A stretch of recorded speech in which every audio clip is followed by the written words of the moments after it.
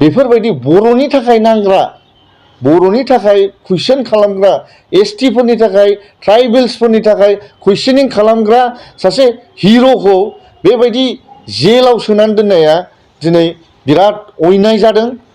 दा बिनि थाखाय जोङो बयबो रायजो राजाफोरखौ खावलायो आरो गुबुन गुबुन संगठनफोरखौबो जोङो खावलायो जे बिनि थाखाय, बिनि दावराव देख्रेब नार्जारी सारनि थाखाय रिलिजनि थाखाय जोङो फाइट खालामनांगौ होननानै जोङो बयखौबो रिक्वेस्ट खालामो।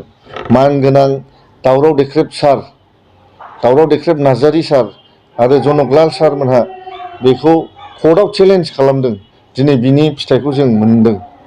नब कुमार सरनियाया जोंनि एसटि कनस्टिटुवेन्सियाव लक सभानि नमिनेसन होनायनिबो खुनु मोन्थाय गैयामोन बेहा। मानो होनबा बियो एसटि नङा होननानै दिनै डिक्लेयार जाबाय। खुलुमबाय। बड' नेसनेल स्टुडेन्टस इउनियन नि जानानै दिनै बयबो रायजो राजा नोंथांमोननिसिम आङो जांख्रिथायारि हामलायथि बावहरो। आरो दिनैनि बे प्रेस मिटखौ लानायनि जे जोंनि उद्देश्य, बे मेन उद्देश्यआनो जाहैबाय 1 थारिख मार्चआव जे हाइकर्टनि जाजमेन्ट होनाय जादों। बे जाजमेन्टआव जे बुंदों जे सरनिया कमिउनिटिया, सरनिया कसारिफ्रा माने एसटि नङा होननानै। दा बियो जोंनि थाखाय बिराद गोजोनथाव खौरां आरो बयनिसिमबो आङो बनसुनि जानानै बयबो बर' रायजो राजानिसिम आङो कंग्रेचुलेसन्स आरो गोजोन हामलायथि बावहरो। मानोना बे खौराङा, बे जे जाजमेन्टआ जोंनि मानगोनां अनारेबल गुवाहाटी हाइकर्टआ जों एसटिसफोरनि थाखाय मोनसे बिराद गिदिर जाजमेन्ट होनाय जादों। दिनै जोङो नुनो मोनदों जे एसटिनि नामाव गोबां नन एसटिसफ्रा साख्रि लागासिनो आरो नट अनलि साख्रि, गुबुन गुबुन एसटि रिजार्भेशन्स इनस्टिटिउटफ्राव एसटिनि सिट्सफ्राव बिसोरो एडमिसन लागासिनो। एसटि नङै मानसिफ्रा, नन एसटिसफ्रा फायदा उथायगासिनो। दा बे बुस्थुआ दिनै जोंनि एसटि कनस्टिटुवेन्सि क'क्राझार LAC जे लक सभा कनस्टिटुवेन्सियाव, एसटि कनस्टिटुवेन्सियाव क'क्राझाराव नब कुमार सरनिया होननाय सासे सुबुङा 10 बोसोर जाबाय MP जानाया। बियो 10 बोसोर गावनि भुवा एसटि सार्टिफिकेटजों, जे फेक एसटि सार्टिफिकेटजों बियो MP जाबोदों, इलेक्ट जाबोदों होननानै जोङो दिनै मोनथिनो मोनबाय बे जाजमेन्टनि थ्रु।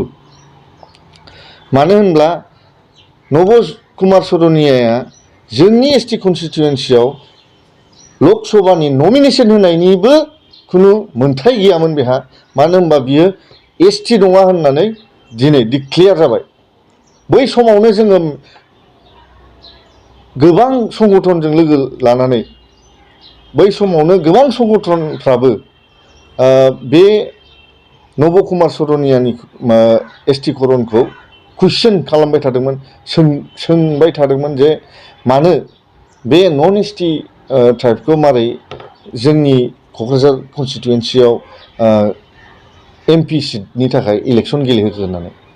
दा बिनि थाखायनो जोंनि मानगोनां दावराव देख्रेब सार, दावराव देख्रेब नार्जारी सार आरो जनकलाल सारमोनहा बेखौ कर्टआव चेलेन्ज खालामदों। दिनै बिनि फिथाइखौ जों मोनदों। दा बेफोरबायदि बर'नि थाखाय नांग्रा, बर'नि थाखाय कुइसन खालामग्रा, एसटिफोरनि थाखाय, ट्राइबेल्सफोरनि थाखाय कुइसनिं खालामग्रा सासे हिर'खौ बेबायदि जेलाव सोनानै दोननाया दिनै बिराद अयनाय जादों।